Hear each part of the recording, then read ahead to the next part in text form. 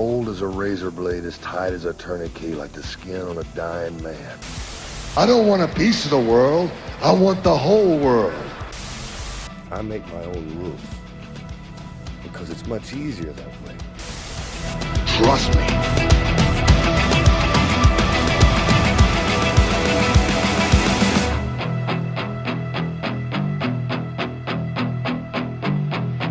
What's up, everybody? It's Marcus D'Angelo, and we are back for another episode of The Snake Pit. And, of course, I could never hope to do this without the man himself, master of the DDT, Hall of Famer, the greatest promo in wrestling history. He goes by a lot of nicknames. It's Jake the Snake Roberts. What's going on, Jake?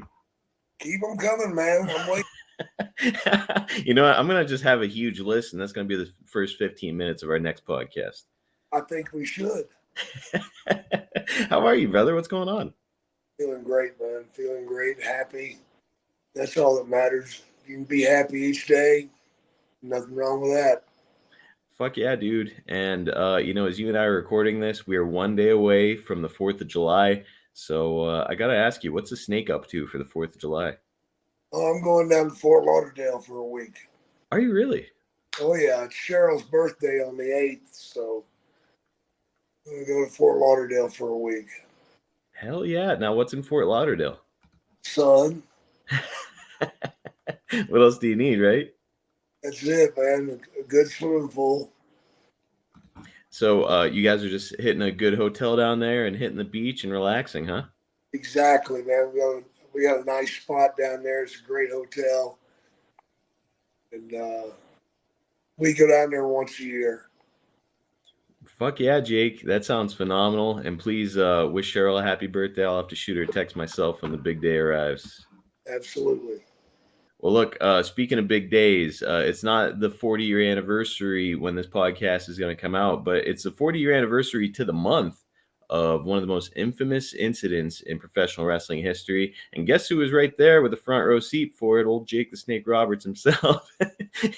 We're talking about Black Saturday in Georgia that took place in July 1984 when Vince McMahon acquired the WTBS time slot. And brother, can you believe it's been 40 years? I can't, man.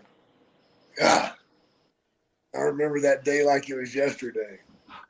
I cannot wait to talk to you about it. You and I have discussed it here before. You know, we did the episode talking about you and Ronnie Garvin. Of course, Mr. Garvin came on and did the podcast with us, which was a blast. And we've talked about your reaction to Vince showing up there. But now, today, we're kind of taking the real deep dive to do more of a definitive edition of what happened there. You know, recently, Gerald Briscoe filled in for you while you were in the UK. And that's what Mr. Briscoe and I discussed was Black Saturday. But now we're hitting it again with Jake. So we're going to get two kind of perspectives from it, two very different perspectives, because Jerry had a stake in Georgia and you were a performer and booker there. So I can't wait to kind of hear what your take is on everything. Okay. But, yeah, let's jump into these notes. We want to paint the full picture of this situation. So we're going to do kind of the ultimate deep dive on the subject here.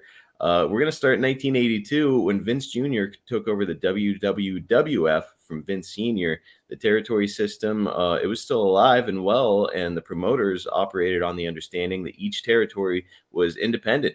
The other members of the National Wrestling Alliance would honor the other's territory and not work it, promote, try to hire wrestlers out of it, etc.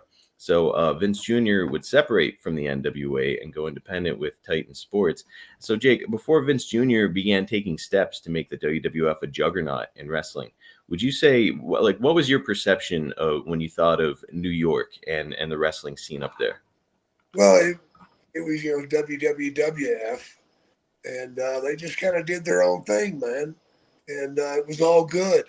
Everybody else had their territory, had their spots that they hit, and everybody was making money. Would you say that you viewed that? Because I mean, obviously, in years later, after the Hulkamania craze happened and stuff, it kind of became the place to work. If you want to be relevant in professional wrestling, you've got to go to the WWF. Did you view the WWF and what they had done with Bruno Sammartino and Billy Graham in the same kind of light? No, I didn't. They were just another territory. Gotcha. Okay, so even with Bruno, he was like one of the most famous athletes on the face of the planet in his prime. Even with that kind of distinction, it's just like just another territory. Yeah. Yeah, it was. Vince branching off from the NWA is interesting because a lot of folks view the NWA as being kind of similar to the mafia at the time. Yeah. A lot of power brokers in wrestling who had all the smoke-filled backroom deals, and they would also decide which territory would have the champion. And the WWF would never get a recognized NWA champion in their territory, which has to have played a role in Vince wanting to depart.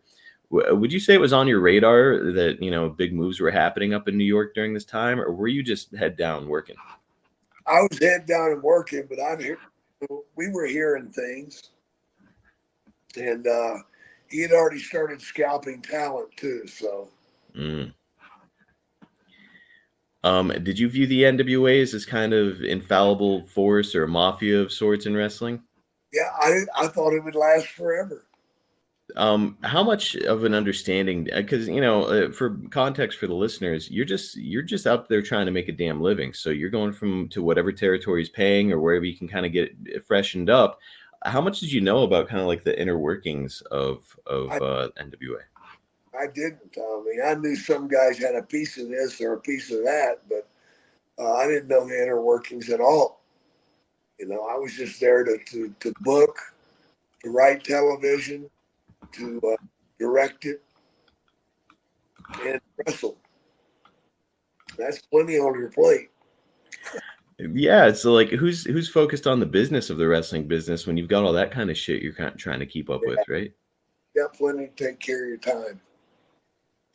Well, the next big move for Vince was to acquire Southwest Championship Wrestling's time slot which is USA, and made it possible because the Blanchards couldn't afford the $7,000 per week asking price from the network despite excellent ratings. And the promotion would fold completely by 1985. Jake, did you ever work for Joe Blanchard? Yes, I did. What was that like? It was wild. I'll just put it that way. It was wild. Yeah, hard to paint the picture, but it's kind of like the Wild West in pro wrestling back in those days. Like these promoters kind of got to do whatever the fuck they wanted in their territories, right? Yeah. Everybody had their own thing. Because it was all local television, you didn't have to worry about exposing anything, Mm-hmm. Now, obviously, his son Tully was going to be the biggest draw in his territory and getting all the money angles. Did you ever get a chance to work with a young Tully? No, I didn't. Now, knowing Tully, I know that he's kind of a heel in real life, or at least used to be. But he's a great worker. Do you wish you would have had more opportunities to step in the ring with him? It would have been awesome, man. We could have had some great matches. But Tully, he was on a fast and furious pace at the time, if you understand my meaning. He had some of the same demons I did, and they were kicking his ass. Yes. So Tully certainly had his fair share of struggles. He has, fully recovered and found God, and a very different man by all accounts nowadays than what he used to be. Well, you got to spend some time around him in AEW. Would you say that you and Tully are buddies? Oh yeah. Now, at the time, Vince, as I said, he's kind of putting in the legwork to get all these TV spots. Did anybody put together at the time what Vince was up to with these television stations? I don't think anybody did. I think everybody thought that the territory they were in was going to be okay. I guess we were kind of blind sheep, just following the leader. And of course, the promoter, he's talking his side up. He doesn't want to lose anybody. Mm-hmm. So he's talking his side up about new things are coming down the pike. Don't worry about it. We got this. Which is all bullshit. It seems like everybody back in those days they were content to keep doing business the way that they had been doing business instead of trying to evolve like Vince, right? Right. Nobody's seen the possibilities or the big picture. The big picture now, man, is not how many people are watching your television. It's how much product are you selling. Yep. That's where the money's at. So nobody did that. Nobody had figures, wrestling figures or dolls or whatever you want to call them. You know, it was all very small time bullshit.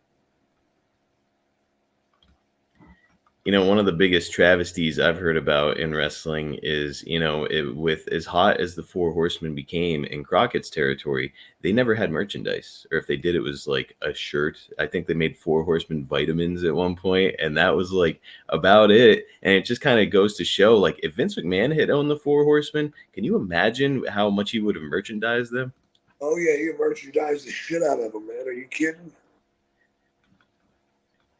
I mean, we're talking about a guy who made Jake the Snake pencils and shampoo bottles and bedding.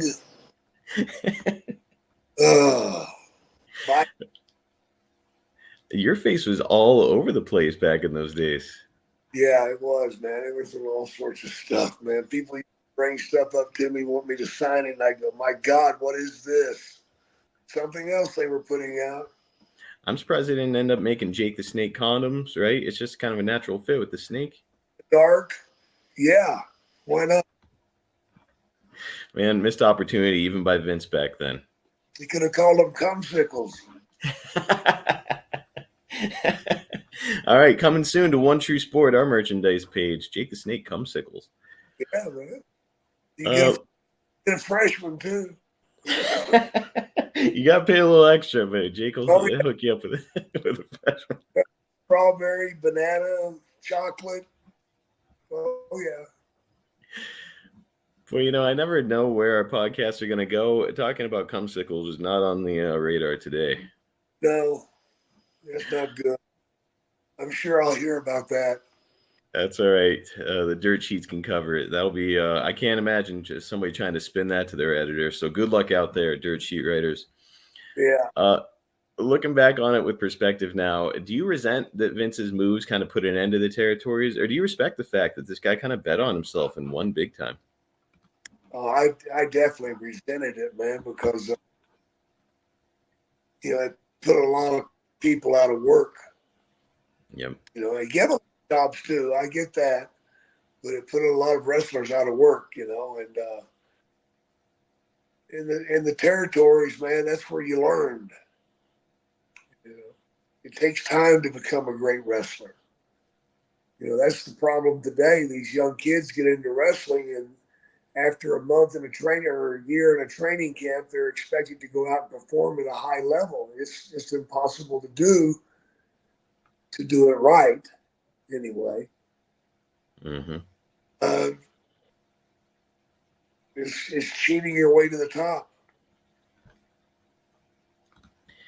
And, you know, to Jake's point, you know, nowadays it's like something like a year in training and, you know, okay, this kid's ready to make his debut. And back in the day, you know, Jake was kind of thrust into the ring early on in his career, but he had the opportunity to learn. He bounced from territory to territory. Yeah. You started your career in 1974, and you said you didn't really start to really kind of get it until you were in Vancouver, right? Yeah, exactly. And that was 4 years later in 1978. So, I mean, like, in theory, 4 years moving around the territories, and then finally, like, the light bulb goes on. Man, it's a whole new world in wrestling now, isn't it? Damn sure is, man.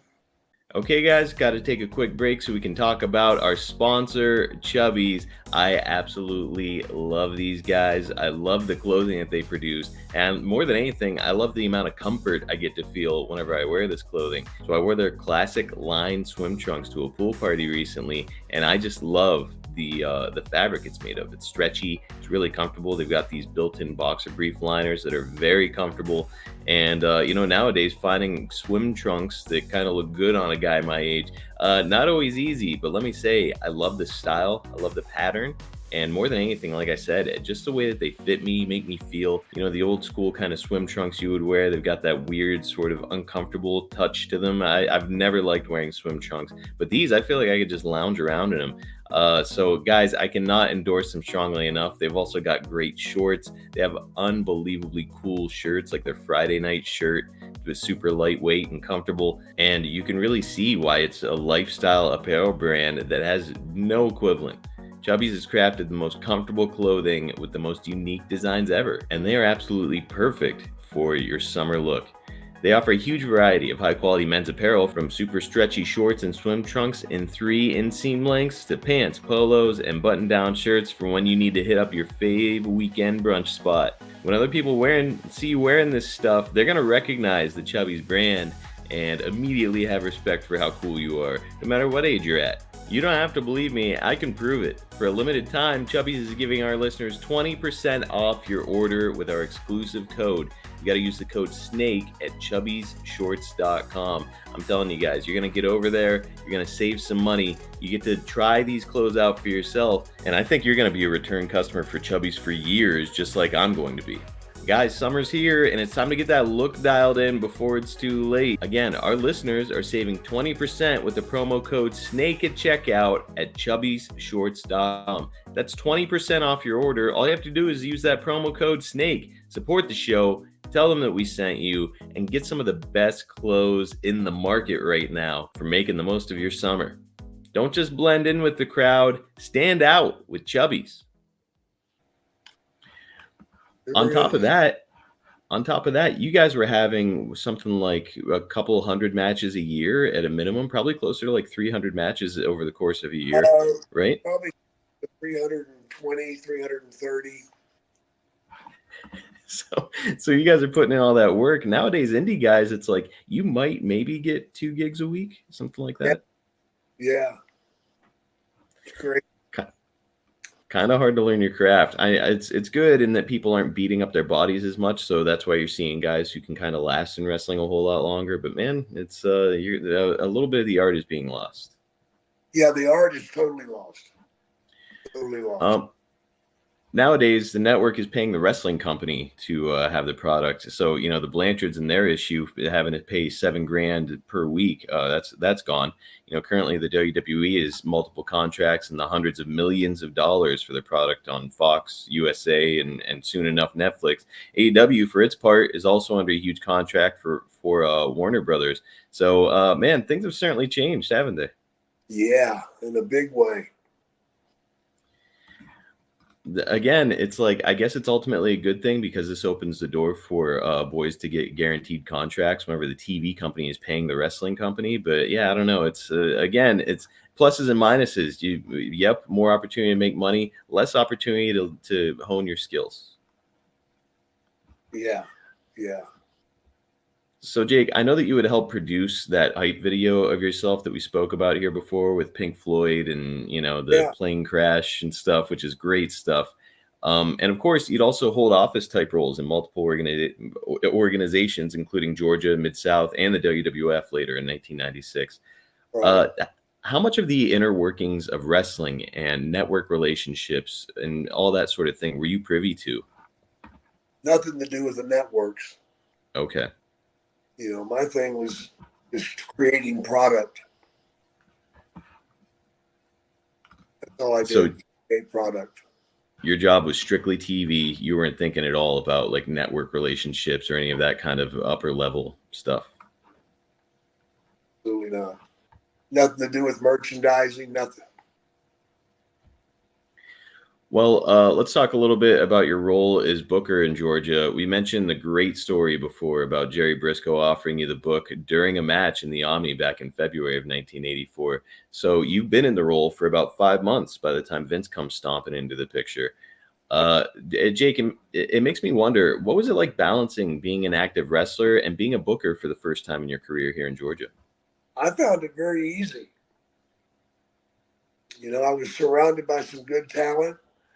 You know, I had Ronnie Garvin to work with. I had the Road Warriors out there producing. I had King Kong Bundy. Yeah, we had some guys that could go. Brad Armstrong, Tim Horner. You know, all those names that you've mentioned, and there's more. You know, guys like DiBiase was in the territory at the time. I know that Jim Duggan would swing through, like guys that you know and have become friends with and are your peers in Georgia. But now, you know, maybe their perception of you has changed a little bit because here you are in a whole new position on top of being, you know, a top draw in the territory. Would you say it impacted the way you were treated by the boys at all? Yeah, it did, unfortunately. You know, they started buddying up to me a little bit too much. Mm. You know, feel like my shorts were being pulled down from behind. You know. So with the idea being like, hey, if we kiss Jake's ass a little bit, maybe he'll hook us up with some great creative. Better be a nose, nothing else. Now, what about as far as like your scheduling was concerned? What did being a booker change for you as far as having to be in meetings, your work schedule, the timing of when you'd arrive in towns? Well, arriving in towns was pretty simple. I needed to be there an hour before, Mm, so that was no problem. But as far as booking it went, I refused to go to the office. really? Yeah, I couldn't get anything done at the office. Why is that? You got too many people aggravating you. Yeah, if you were alone, you could actually think and do your process and write things out. But if you have somebody coming in the room every 15, 20 minutes, wanting to talk to you or wanting to see what you're doing or what's going on, or there's a phone call for you, Jake on line 2, there's a phone call on line 4, you don't get anything done. Mm. Not to mention, Ole Anderson is part owner of the territory at the time. So like if you're in the office, that means you got to spend time around him a lot. And I'm sure that he'd be one of those guys coming, knock on your door and asking you a shitload of questions and stuff, right? No, on the door, he just screamed. Oh my God. He was a yeller. Well, obviously you love climbing into the ring, but I know that you have a lot of passion for booking as well. So Jake, I've got to ask, which would you say scratched the itch for you more? Booking. Really? Yeah. Yeah. Performing was too easy for me. Hmm. I found performing just really easy. So you like the challenge of being a booker? Yeah, I love the challenge of booking it and creating new things and watching things come to fruition, uh, painting a picture and drawing the lines and putting the color into it. And yeah, man, that's what it's all about. So one of the things that I hear a lot from guys in the business and guys who wound up booking, guys like Kevin Sullivan and Eric Bischoff and a few of the other guys who had the opportunity to book creative, is how frustrating it could be, because like you come up with an idea and then some motherfucker gets hurt, or like some guy comes to you and says like, this doesn't work for me, brother. Or what was that experience like for you? That sucked. Because you would have something painted in your mind that was so beautiful and so good and so with it. And it's going to make money. And you'd get somebody at home. It's like, oh, I don't get it, man. I don't want to do that. Or they just wouldn't put the right emphasis on the right times in the match or the angle. Mm. They wouldn't do the right spin on it. It's the fine tuning of the stuff that makes your money. Can you think of anybody in particular who was kind of a thorn in your side when it came to poo-pooing the shit? King Kong Bundy. Yes.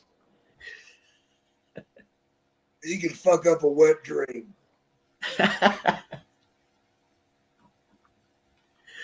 So you'd come to him with creative and he would just like shit on it? Oh, he just shit all over it in the ring. So you'd give him good creative and he'd say, yeah, no problem. And then he'd just go fuck it all up. Just fuck it all up completely. Now, what about guys bitching? Who would you say was the loudest bitcher when it came to creative? Bundy. Him, boy, this guy is tough to deal with. Yeah, he was. Well, just before you were made booker in Georgia, Hulk Hogan defeated Sheiky Baby in January '84 and turned wrestling on its head. And this, of course, is after Vince pulled Hogan away from Vern Gagne's AWA, among other talents who he would tempt away from that territory. I know that promoters at the time looked at it as being underhanded, and maybe it was, but as a wrestler seeing it happen, do you view it as underhanded or view it as an opportunity you could leverage? Well, I viewed it as underhanded, but I certainly saw the good that could come from it too, though. Yeah. So it was a tough time to be in wrestling. It really was. You and I have talked about money here a few times before, and you've kind of let loose on like what you were being paid in places like Dallas and Yeah. Charlotte and stuff. Yeah. If you don't mind my asking, Jake, what kind of money were you making in Georgia? Was it the best of your career up to that point? The best of my career up to that point, yeah. I was doing $3,000 a week. Okay, $3,000 a week is not too shabby. Not too shabby. And so you're making all this money, but again, it's there's no like retirement plan in wrestling, and that's why I think a lot of guys are like, okay, how can I make more? Because it's again, you don't have health insurance. We talked about this last week. There's no health insurance. You got a family. It's like, hey, things are great now. Are things going to be great in 10 years when I'm only 35 years old? Yeah, yeah. Not for the faint of heart. Now, do you think it would have been possible for Vince to go national without Hulk Hogan? Could somebody else have filled that role? Sure. Really? Oh yeah. So it's just more about the way that Vince booked him. It's the whole thing of having the TV in the right positions to blow it out. It's like the chicken or the egg argument a lot of times with Hogan and Vince. It's like, I made him. No, I made him. That's sort of like the argument that the two of them have. So you're on Vince's side when it comes to that. Yeah, TV made Hulk Hogan. TV. To be honest, it's hard to argue that perspective. Vince had acquired all this TV time, so it's like you just feature a guy in front of that audience, and who knows? You feature him, you tell the whole world he's the best there is, the best there was, the best there'll ever be. Sorry about that, Brett. But yeah, you promote him as that, and pretty soon the people are agreeing with you because every time they turn around, they hear your name. Plus his reach with merchandising and stuff like that. Like all of a sudden, Hulk Hogan's face is fucking everywhere. So I mean, of course, people are going to say, "Boy, that's a big star." Yeah, it's not the mustache that got him over. Or the skullet. Yeah. Well, back to Georgia. Apparently, Vince had once tried to purchase the WTBS time slot direct from Ted Turner and was outright refused. Jake, during your time in the territory, did you ever spend any time around Ted Turner? No, not at all. Never. You've never crossed paths with him? Nope. Interesting, because I hear all the time that Ted was one of those guys who was a wrestling fan and like loved wrestling. So I would have thought he would have been in the studio as often as he could be. No, I got a letter from him. Really? Yeah, I blew my nose on my opponent one time. And I got a letter from him saying if you ever saw that again, it'd be the last time anybody'd see me. Whoa. Yeah. So I guess he was pretty serious about it. Boy, I wonder how he would have reacted to a lot of the stuff that was going on during the Attitude Era then. Oh, my God. He lost his mind. I mean, Val Venus got his dick chopped off at one point, so things were going off the rails. It was a good thing, though.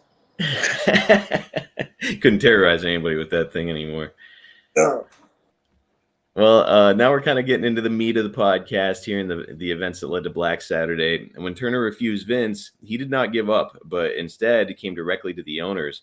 Most wrestling fans know that Jim Barnett struck a deal with Vince with the approval of Jack and Jerry Briscoe, who were co-owners of the territory. On both Dark Side of the Ring and when he filled in as a host here on this program, Gerald stated that one of the deciding factors for him and Jack to sell was they had not received any of their dividends from the company.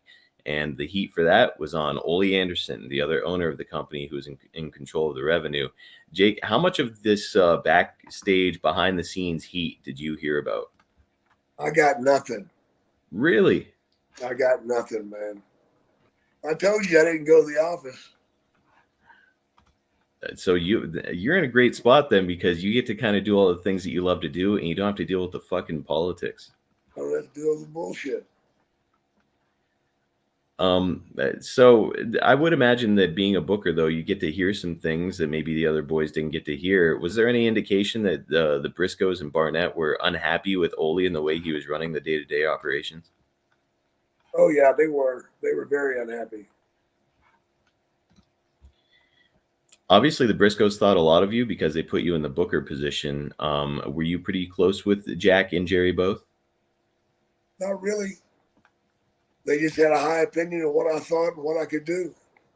Well, let's talk about some of what was happening in front of the camera for you during this period. You're still embroiled in a red hot feud with Ronnie Garvin for the TV title. You won the title back from Ronnie on June 17th, 1984, but the title was immediately vacated because you used a foreign object to win the match. And then on July 1st, which is 2 days ago, as we're recording this, 40 years ago, Ronnie would beat you for the belt in a really bloody battle. And if folks don't believe me about how bloody it was, check out our YouTube right now. I've got a picture pulled up, and both of these guys are absolutely covered in blood as Ronnie is, waving the title that he just won. So Jake, this felt like it could be the blow off to the long angle between you and Ronnie. And I know I'm asking you to look back 40 years, but before Vince came and fucked everything up, do you remember what the creative was for you moving forward from Ronnie? Oh yeah, yeah. I was going to turn babyface. No shit. Yeah, and go against the Road Warriors. Okay, that had kind of been teased because of you said something while Apter was interviewing you about how like you were the real star. Yeah. Okay, see, now that could have been a lot of fun. What made you decide though that it was the right time to turn you babyface with all the heat that you were getting at the time? Well, it's more about it was more about capitalizing off the Road Warriors. Ah, They were the stars of the company. I mean, as hot as I was, it didn't really matter because I was going to have Ronnie Garvin split off with DiBiase and Brad Armstrong. Jake, I'm pretty blown away by the fact that you remember so much of this booking. Did you keep any of the booking logs? No, it was like yesterday. Pretty incredible. So you know you're remembering exactly where you were ready to go 40 years ago, which is, I mean, to me is really unique. And that's the one thing that's always stuck out about me when it came to you and your booking is it's funny because I think it was like February 5th or something, 1984. They made you the booker, and then right after that, you lost the TV title to Ronnie Garvin. So it's like you were thinking about what was right for business, not what was right for Jake the Snake. That's right. That's right. Which, in theory, if this is a company you work for, what's best for business is what's right for Jake the Snake. So you were just doing the right thing. I just kept moving in a positive direction. You'd go on to have rivalries with the likes of Andre, DiBiase, Savage, and so many others on a much larger stage. Where would you say that you put the rivalry between you and Ronnie Garvin and on the all-time list from your career? Right up there at top. Really? Yeah. It's probably Ronnie Garvin, Steamboat, Rick Rude, DiBiase.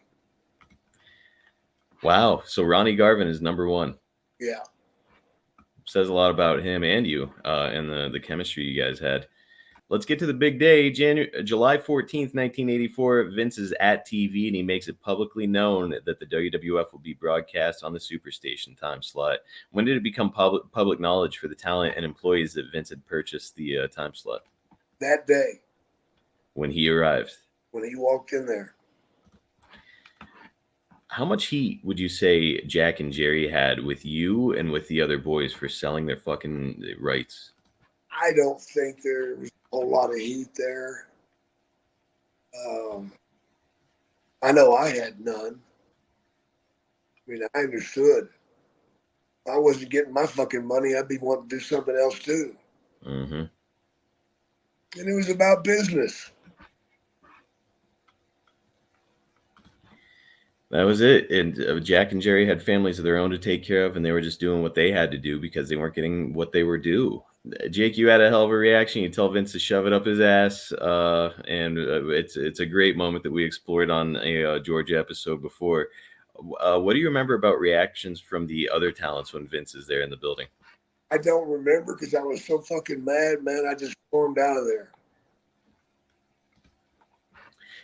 There's a great story out there about what Ole had to say to Vince and Linda McMahon that day. Are you familiar with it? No. apparently Vince came up to Ole and said, Ole, this is my wife Linda. I'd like to introduce you to her. And he said, Vince, why don't you go fuck yourself? And Linda, go fuck yourself too. Something to that effect. Wow. Pretty stiff from Ole. Yeah. All right, last question. If you could transport yourself back in time to that age, that moment, Jake, how do you think you would handle the situation with your current perspective? Oh, I would have definitely sat down and talked to Vince. Yeah. Yeah. Yeah. Yeah. Mine. What changes your mind? Well, just seeing where it all went. Right. That was the beginning and the end, all in the same moment. In theory, if you had kind of buddied up to Vince under those circumstances, we could have seen Jake at WrestleMania 1, and who knows, maybe the snake, or rather, the tights gimmick wouldn't have come along, and we would have had Karate Pants Jake up there in New York. Damn straight, that'd have been a good thing. I think so too, man. It's becoming my favorite Jake as I go back and watch all the old footage. And brother, as always, it's a blast to get to talk to you every week and kind of get to pick your brain and hear your perspective on things. And yeah, 40 years later, fun to cover Black Saturday with you. Yeah, lovely day. Well, I'll be looking forward to seeing you again here next week, my friend. All right, take care.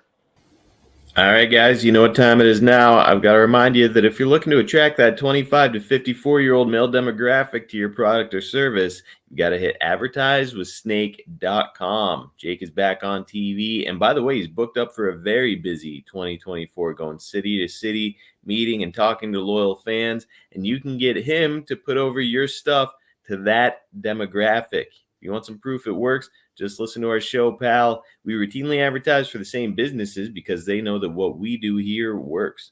Head to advertisewithsnake.com. Get teamed up with the legendary Jake the Snake Roberts. JakeTheSnakeShop.com has got all kinds of goodies and collectibles straight from the man himself. How about the wrestling buddy? My daughter just got one of those of Jim Duggan. She loves Jim, and I think I got to get her a Jake one next. She loves the look. It's cool. It's throwback. And by the way, it's one of my childhood favorites. And all of a sudden now here in sleek modern form. And did I mention that Jake actually signs and personalizes them too? Come on, you got to go check it out. Go to JakeTheSnakeShop.com right now and pick one up for your wrestling collection. If you want to hook that special someone up with a really unique gift, you got to get over to cameo.com/JakeSnake. You'll get a personal message from the legendary Jake Roberts. Here's a recent review from an anonymous source. Such a thoughtful, kind, and fun message. My brother loved it. Much appreciated. Guys, you get these cameos quickly, and you get a bunch of effort from one of the very best doing it. Jake loves doing them, and he loves the chance to interact with you guys, his fans. And if you're a lifelong fan, you've got to check it out. Again, it's cameo.com/JakeSnake. Order yours today. Check us out on YouTube. It's youtube.com/@SnakePitPod. You get some bite-sized clips from the show, highlights, and exclusive podcasts. Our page is growing, and we want your help to grow more. Please get over there. Get subscribed. Hit that notifications bell. You guys are going to love all the content we have there. Obviously, you get the video version of this podcast, but also just a ton of clips. And like I said, every once in a while, we're dropping some exclusive bonus episodes with somebody to give even more context on the stories that Jake has got to tell here on the show. So again, it's youtube.com/@SnakePitPod. Go and get subscribed. Hey, speaking of subscribing, if you're enjoying the Snake Pit on your podcast app, please subscribe, leave us a 5-star review there. Really fast, easy way to support our show and helps us to continue to deliver this great content to all of you guys every single week. Also, speaking of subscribing, how about you go and become a member with One True Sport? Guys, we've got 3 different tiers of membership. Starts at $7.99, but the top tier, $39.99, super affordable, especially compared to our competitors. And you get all the same great stuff. Like I said before, we've got Dustin Rhodes. He did our first Q&A over there, which was exclusive for our top tier membership, which is called the Traveling Champions. And we've got another huge Q&A guest coming on this month. We've just got so much great, incredible content there. We've got bonus content from some of our guys every single month. We've got guests coming on. We've got all sorts of great stuff that we just want you to come and be part of. So please go to onetruesporttv.com. That's our YouTube page, but it's also where you sign up to become a member. Get signed up, and I think you're really going to enjoy what we have to offer. Speaking of what we have to offer, though, you've got to go to onetruesport.com if you want to see what we have to offer when it comes to merchandise. We've got that Arn Anderson Hall of Fame shirt. I'm going to be out there in Waterloo, Iowa to celebrate the Enforcer.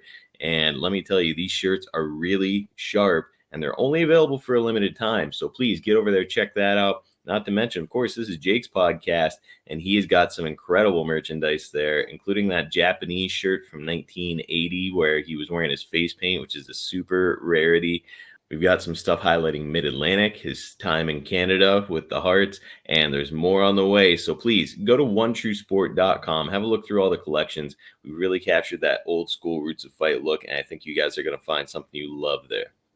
Catch Jake on X at JakeSnakeDDT, on Instagram at JakeTheSnakeDDT, and on Facebook at Real Jake the Snake. You can follow me at Marcus P. D'Angelo on X. And by the way, again, if you want to reach out to me, that's the best spot for it. I'm most active on X. You can send me a DM there. My DMs are open. So if you have a question for Ask Jake Anything, which we've got coming up next, if you have any comments about the show, if you just want to reach out and say hi, that's where you do it. It's Marcus P. D'Angelo on X. I'd love to have any interaction with you guys. All right, that is going to do it for this week. Another really fun look back 40 years to Jake's time in Georgia and one of the most infamous incidents in all of wrestling history. Really cool to get Jake's perspective on it and talk about this time of his career. As always, guys, we'll be back next week with some more content right here on The Snake Pit.